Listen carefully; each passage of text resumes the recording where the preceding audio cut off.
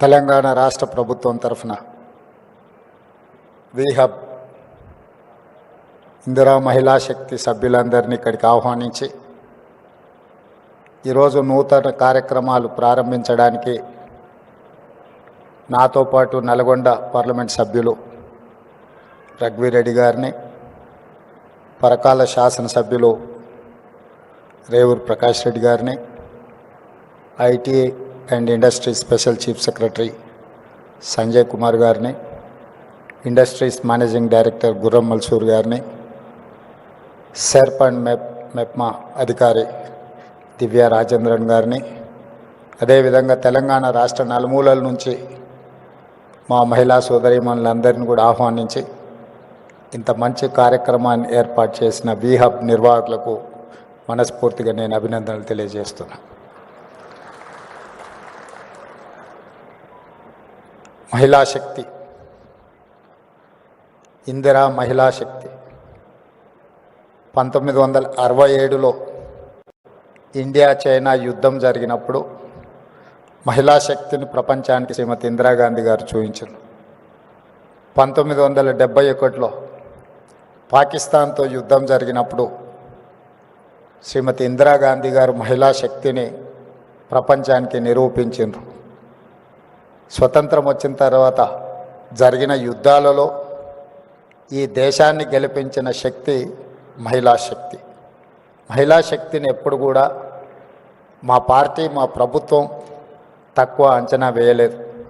సుదీర్ఘమైన కాంగ్రెస్ పార్టీ అధ్యక్షురాలుగా శ్రీమతి సోనియా గాంధీ గారు బాధ్యత నెరవేర్చి 10 సంవత్సరాలు యూపీఏ 1, యూపీఏ 2 ప్రభుత్వాలను తీసుకురావడమే కాకుండా right to education act, right to information act, food security act ఇలాంటి అత్యంత పారదర్శకమైన చట్టాలను శ్రీమతి సోనియా గాంధీ గారు తీసుకొచ్చి మహిళల యొక్క శక్తిని నిరూపించి మహిళలే ఈ దేశానికి ఆదర్శం, మహిళా శక్తి అండగా నిలబడితే ఈ దేశం అభివృద్ధి పదం వైపు నడుస్తుంది అని చెప్పి నిరూపించిన పార్టీ ప్రభుత్వం కాంగ్రెస్ పార్టీ, మా ప్రభుత్వం.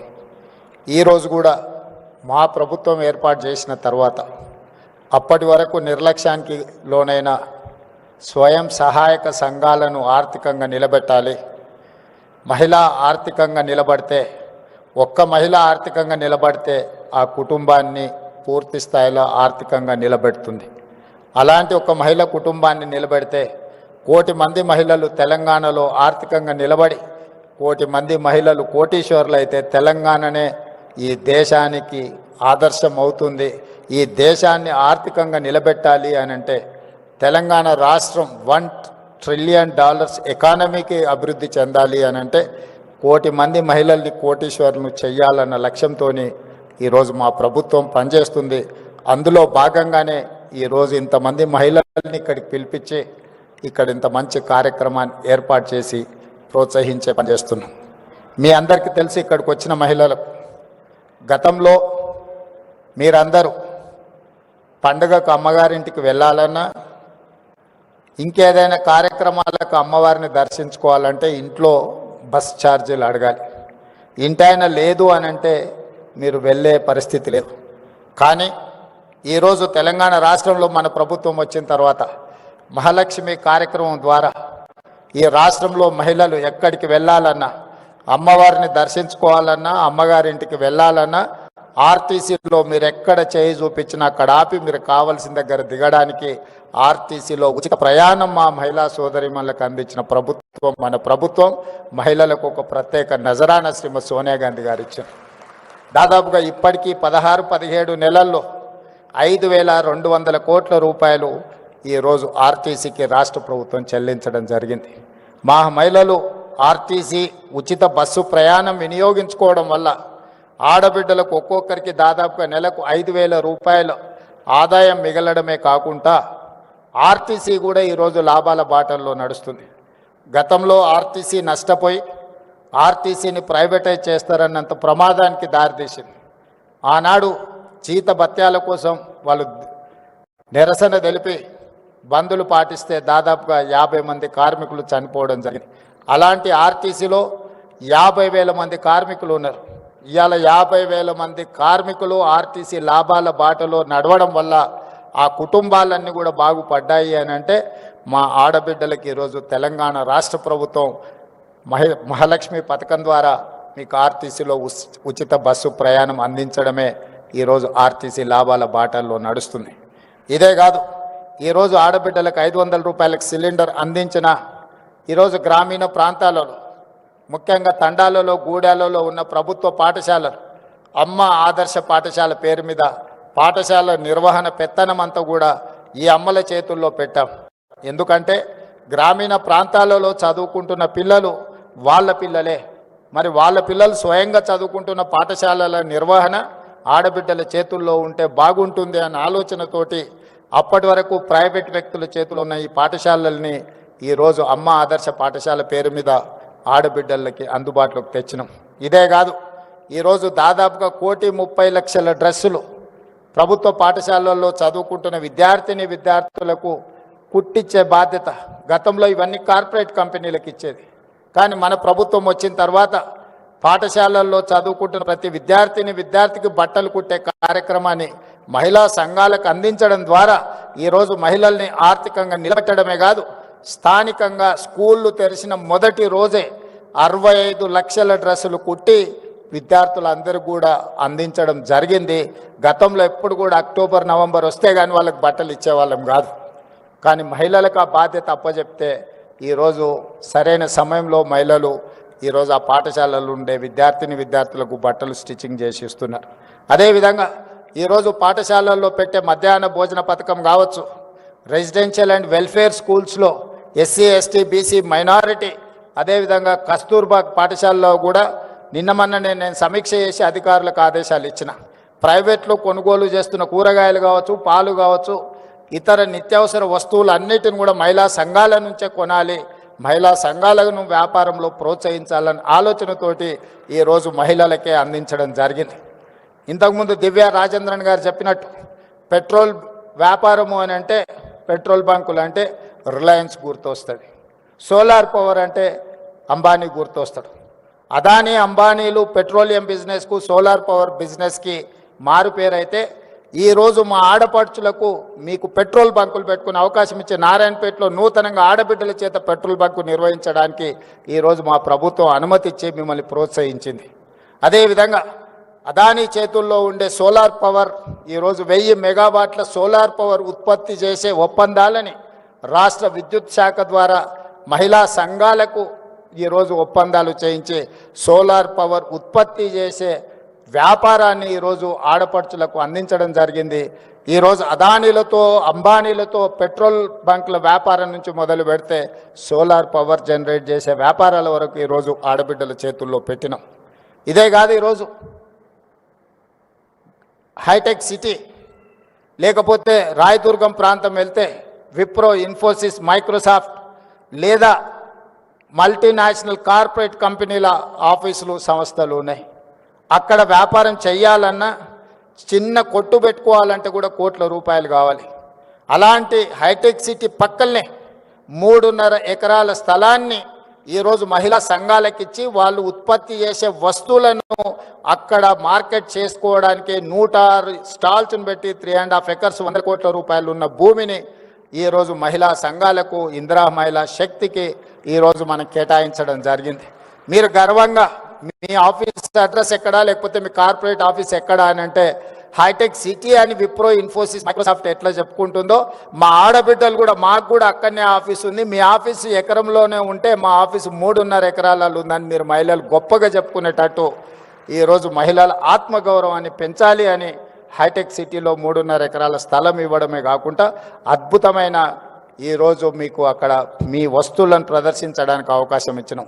మొన్న జరిగిన భారత్ సమ్మిట్లో ప్రపంచ దేశాల నుంచి వ్యాపార దిగ్గజాలు ఎంతోమంది వస్తే కూడా మీ దగ్గరకు వచ్చి చూసి వెళ్ళినారు. ఇప్పుడు హైదరాబాదు నగరంలో జరుగుతున్న ప్రపంచ మిస్ వరల్డ్ కాంపిటీషన్స్లో ఉండేవాళ్ళు కూడా నాకు తెలిసి 21 తారీఖు రోజు మీ దగ్గరికి ఇందిరా మహిళా శక్తి స్టాల్స్ చూడడానికి, ప్రపంచంలో ఉండే వాళ్ళందరూ మీ స్టాల్స్ చూడడానికి 21 తారీఖు రాబోతున్నారు. ఈ రకంగా అది పెట్రోలియం బిజినెస్ కావచ్చు, సోలార్ పవర్ బిజినెస్ కావచ్చు, లేకపోతే కార్పొరేట్ స్కూల్స్ నడిపినట్టుగా గవర్నమెంట్ స్కూల్స్ నడిపే విషయంలో కావచ్చు, ప్రతి దగ్గర ఈరోజు ఆడబిడ్డల్ని ప్రోత్సహించాలి, ఆడబిడ్డల్ని ఆర్థికంగా నిలబెట్టాలి. ఆడబిడ్డలు ఆర్థికంగా నిలబడ్డప్పుడే రాష్ట్ర ప్రభుత్వం యొక్క ఆర్థిక పురోగతి ముందుకు వెళ్తుందని సంపూర్ణంగా మా ప్రభుత్వం విశ్వసిస్తున్నది. అందుకే వీహబ్కి సీతన్ సీఈఓగా నియమించిన తర్వాత తీసుకుంటున్న కార్యక్రమాలను కూడా రాష్ట్ర ప్రభుత్వం సంపూర్ణంగా ప్రోత్సహిస్తుంది. ఈరోజు ఇక్కడికి వచ్చిన మహిళలందరికీ నా సూచన ఒకటే, సర్ప్ కావచ్చు, మెప్మా కావచ్చు, 67 లక్షల మంది సభ్యులు ఉన్నారు. ఈ 67 లక్షల మంది సభ్యులను 1 కోటి మందిగా మార్చాల్సిందిగా సంఘాలలో సభ్యులుగా చేయాల్సిన బాధ్యత మీదే. ఆ 1 కోటి మంది మహిళలు అనుకుంటే ఈ రాష్ట్రంలో ఏ ప్రభుత్వాన్నైనా గద్దెనెక్కించగలరు, ఏ ప్రభుత్వాన్నైనా గద్దె దించగలరు. మొన్న తెలంగాణ రాష్ట్ర ముఖ్యమంత్రిగా నేను బాధ్యత చేపట్టిన అంటే 92 లక్షల ఓట్లు వచ్చినాయి. మరి 1 కోటి మంది మహిళలు 1 కోటి ఓట్లు, మీరు ఎక్కడ ఓటు వేస్తే అక్కడ, వీళ్ళెవ్వరు ఓటు వేసినా వేయకపోయినా మీ 1 కోటి మంది మహిళలు అనుకుంటే ఈ రాష్ట్రంలో ప్రభుత్వాన్ని ఆదేశించగలరు, నిర్దేశించగలరు, ఈ రాష్ట్రంలో ప్రభుత్వాన్ని గెలిపించగలరు. అంత గొప్ప మహిళా శక్తి ఉన్న మహిళల్ని ప్రోత్సహించడం మా ప్రభుత్వం యొక్క లక్ష్యం. మీ సోదరుడిగా, మీ రేవంత్ అన్నగా మీకు అండగా నిలబడతా. ఆర్థికంగా మీరు ఎదగండి. మీకు కావాల్సిన ప్రోత్సాహకాలు ఇచ్చే బాధ్యత నాది. పెద్ద పెద్ద కార్పొరేట్ కంపెనీలకు ఇస్తే వాళ్ళు తీసుకొని దేశాలు ఇచ్చి ఇతర దేశాలు పారిపోతున్నారు. వందల వేల కోట్ల రూపాయలు ఈ దేశంలో గత 10 సంవత్సరాలలో 16 లక్షల కోట్ల రూపాయలు కార్పొరేట్ కంపెనీలకు అప్పిస్తే బ్యాంకులకు ఎగవేసి దేశాలు ఇడిచిపెట్టి పారిపోయినారు. కేంద్ర ప్రభుత్వం 16 లక్షల కోట్ల రూపాయలు వాళ్ళకి ఇచ్చిన పన్నులు రద్దు చేశారు. కానీ మా ఆడబిడ్డలకు పోయిన సంవత్సరం 15,000 కోట్లు సర్పులు ఇచ్చినారు. మెప్మాలో నాకు తెలిసి 6,000 కోట్లు ఇచ్చినాం.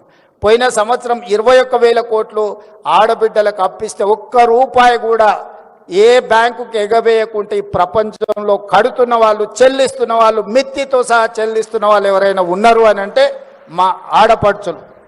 ఆర్థిక క్రమశిక్షణ ఆడబిడ్డలను చూసి నేర్చుకోవచ్చు. అందుకే ఈ సంవత్సరం కూడా వాళ్ళని ప్రోత్సహించాలని ఇంతకుముందు దివ్య గారు చెప్పినట్టు 15,000 టార్గెట్ పెట్టుకుంటే 20,000 కోట్లకు రీచ్ అయిందంటే ఈరోజు బ్యాంకులకు మీ పట్ల ఒక విశ్వాసం, నమ్మకం ఉంది. మీకు ఇచ్చే ప్రతి రూపాయి వడ్డీతో సహా సరైన సమయంలో మీరు చెల్లిస్తారని. మీరు ఆర్థిక క్రమశిక్షణతో ముందుకు వెళ్తున్నారు కాబట్టి మీరు ఆర్థికంగా అభివృద్ధి చెందడానికి అవకాశం ఉంది. అందుకే ఈనాడు రాష్ట్ర ప్రభుత్వం తరఫున మీ సోదరుడిగా నేను మీకు మాట ఇస్తున్నా, మీరు బలంగా నిలబడండి. ఈరోజు 10,000 మెగావాట్లు సోలార్ పవర్ అవసరం ఉన్నది మనకు. 1000 మెగావాట్లు కాదు, ఈ 1000 మెగావాట్లను మీరు సరైన విధంగా మీరు నిర్వహించండి. అవసరమైతే ఇంకొక 1000 మెగావాట్లను ఈరోజు మీకు కేటాయించడానికి రాష్ట్ర ప్రభుత్వం సిద్ధంగా ఉన్నది. అదేవిధంగా ఆర్టీసీలో 10,000 బస్సులు ఉంటే దాదాపుగా 5,000 బస్సులు ప్రైవేట్ నుంచి మనం ఈరోజు ఎంగేజ్ చేస్తున్నాం. అందులో 1000 బస్సులు మీకు ఇవ్వాలనుకున్నాం. 600 బస్సులకు మీరు ఇప్పుడు ప్రణాళికలు చేసుకున్నారు. 150 బస్సులను పోయిన నెలనే నేను పరేడ్ గ్రౌండ్ దగ్గర ప్రారంభించడం జరిగింది. మీరు ఈ 600 బస్సులను తక్షణమే తెచ్చుకొని ఆర్టీసీకి ఎంగేజ్ చేయండి. ఇంకా భవిష్యత్తులో మీకు అదనంగా కూడా మీకు బిజినెస్ వ్యాపారం ఇచ్చి మిమ్మల్ని ప్రోత్సహించడానికి ప్రభుత్వం సిద్ధంగా ఉంది. మీరు తయారు చేసే వస్తువులను కూడా ప్రభుత్వం, గతంలో ఎవరైనా మన దగ్గరికి గెస్టులు వచ్చినా లేకపోతే మనం ఎక్కడికైనా వెళ్ళినప్పుడు ప్రభుత్వం కార్పొరేట్ కంపెనీల నుంచి గిఫ్ట్ ప్యాకులు కొనుక్కొని ఇచ్చేవాళ్ళు. కానీ ఈసారి మొత్తం కంప్లీట్గా మహిళా సంఘాలు తయారు చేసే ఉత్పత్తులనే, హ్యాండ్లూమ్నే ఈరోజు మనం వచ్చే గెస్టులకు గిఫ్టులుగా మనం ఇస్తున్నాం. మేము ప్రధానమంత్రిని కలిసినా కూడా మీ వస్తువులే తీసుకెళ్ళి నేను ఇస్తున్నా. ఏ దేశం నుంచి ఏ దిగ్గజ వ్యాపారస్తుడు ఇక్కడికి వచ్చినా మీరు ఉత్పత్తి చేసిన వస్తువులనే వాళ్ళకు బహుమతిగా మనం ఇస్తున్నాం. ప్రత్యక్షంగా మా ఆడబిడ్డల్ని ప్రోత్సహించాలనేదే మా ప్రభుత్వం యొక్క ఆలోచన విధానం. అందుకే ఈరోజు సర్పు వేరే, మెప్మా వేరే ఉంటే రెండింటిని కలిపి మెర్జ్ చేసినాం. ఈరోజు అర్బన్ ప్రాంతాలు అంటే పట్టణ ప్రాంతాలలో చాలామంది మహిళా సంఘాలలో చేరకుంటూ ఉన్నారు. నేను అధికారులకి వేదిక మీద నుంచి ఆదేశాలు ఇస్తున్నా. గ్రామీణ ప్రాంతాలలో చాలా వరకు మహిళలు సంఘాలలో చేరి సంఘం యొక్క అవకాశాలను వినియోగించుకుంటున్నారు. కానీ పట్టణ ప్రాంతాలలో ఇంకా మహిళలు ఈ సంఘాలలో చేరడం లేదు. ప్రత్యేకంగా ఒక స్పెషల్ డ్రైవ్ పెట్టండి. పట్టణ ప్రాంతాలలో ఉన్న మహిళల్ని కూడా సంఘాలలో సభ్యులుగా చేర్చండి. వాళ్ళందరినీ వ్యాపారాలు చేసుకోవడానికి ప్రోత్సహిద్దాం. ఆడబిడ్డలు వ్యాపారంలో నిలదొక్కున్నప్పుడే ఆ కుటుంబం ఆర్థికంగా నిలబడుతుంది. అదేవిధంగా ఈరోజు మీరు ఐడెంటిటీ కార్డు ఈ మహిళలకు ఇస్తున్నట్టున్నారు, కాకపోతే దాంట్లో డేటాబేస్ ఉన్నట్టు లేదు. అందుకే ఈరోజు నేను ఈ ప్రత్యేక సందర్భంలో ప్రతి ఆడబిడ్డకు ఒక క్యూఆర్ కోడ్ అంటే ఒక యూనిక్ నెంబర్, అది మరి సాంకేతికంగా ఎట్లా అభివృద్ధి చేస్తారో సంజయ్ గారు చూడాలి. ప్రతి ఆడబిడ్డకు ఒక ఐడి కార్డ్, ఆమె ఆర్థికపరమైన అంశాల నుంచి ఆరోగ్య సమస్యల వరకు వాళ్ళకి ఏ రకమైన ట్రీట్మెంట్ ఇవ్వాలి, వాళ్ళ హెల్త్ కండిషన్ ఏంది, గతంలో వాళ్ళకి ఏ రకమైన పరీక్షలు వైద్య సహాయం అందించడానికి చేసిండ్రో ఒక్కసారి ఆ కార్డు ఇస్తే హాస్పిటల్కి వెళ్తే అంతకంటే ముందు ఏ రకమైన వైద్య సహాయం అందించిండ్రో వాళ్ళ వివరాలు అన్నిటిని కూడా అందులో పొందుపరిచే విధంగా వాళ్ళకు ఒక డేటాబేస్ తయారు చేయాలి. ఈ రాష్ట్రంలో ఉన్న 1 కోటి మంది ఆడబిడ్డల యొక్క సంపాదన వ్యాపారంతో పాటు వాళ్ళ ఆరోగ్య సమస్యలు వాళ్ళకి సంబంధించిన మొత్తం డేటాను కూడా మనం కలెక్ట్ చేస్తే వాళ్ళకి ఎక్కడికి వెళ్ళినా, ఎందుకంటే ఆడపడుచులకు ఒక డాక్టర్ దగ్గరికి వెళ్ళినప్పుడు ఆయన అన్ని పరీక్షలు చేస్తాడు, ఏదో మందులు రాసిస్తాడు, జ్వరం తగ్గగానే ఈ పేపర్లు ఎక్కడో పోతాయి. మళ్ళీ సంవత్సరానికి ఇంకొక హాస్పిటల్కి పోయినప్పుడు ఆయన అన్ని పరీక్షలకు మళ్ళీ ఛార్జ్ చేస్తాడు. దాంతో ఏమవుతుంది అంటే వాళ్ళకి ట్రాక్ రికార్డ్ కూడా ఉండడం లేదు. గతంలో వీళ్ళకి ఏం సమస్య ఉండే, ఎలాంటి వైద్యాన్ని అందించడం, వీళ్ళకి ఎలాంటి ఆరోగ్య పరిస్థితులు ఉన్నాయని ఒక మొత్తం ఎలాంటి వివరాలు లేకుండా పోతుంది. అందుకే ఈరోజు రాష్ట్ర ప్రభుత్వం ప్రత్యేకమైన దృష్టి పెట్టి నేను దివ్యా రాజేంద్రన్ గారికి సూచన చేస్తున్నా, ఈ డేటాబేస్ కలెక్ట్ చేయండి, వాళ్ళ హెల్త్ చెకప్ చేయించండి, వాళ్ళ కంప్లీట్గా హెల్త్ ప్రొఫైల్ బిల్డ్ చేయండి.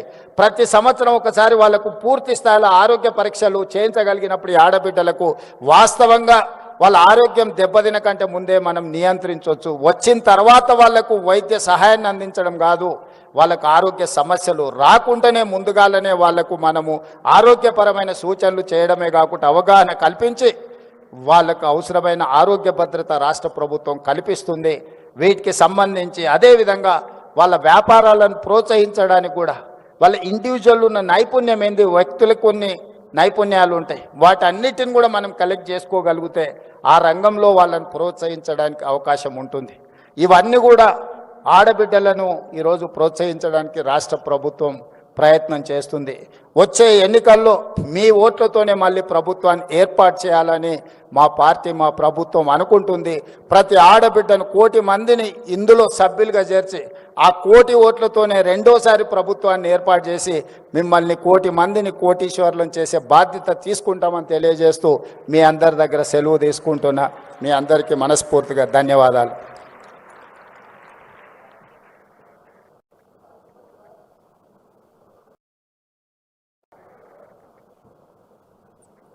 Thank you, sir. Thank you for those insightful words. We will now move on to the formal MOU exchange ceremony.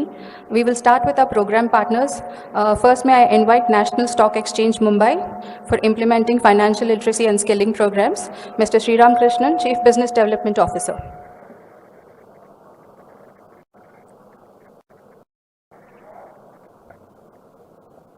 Next in line, Shri Venkateshwarlu Garu, Managing Director, AgHub.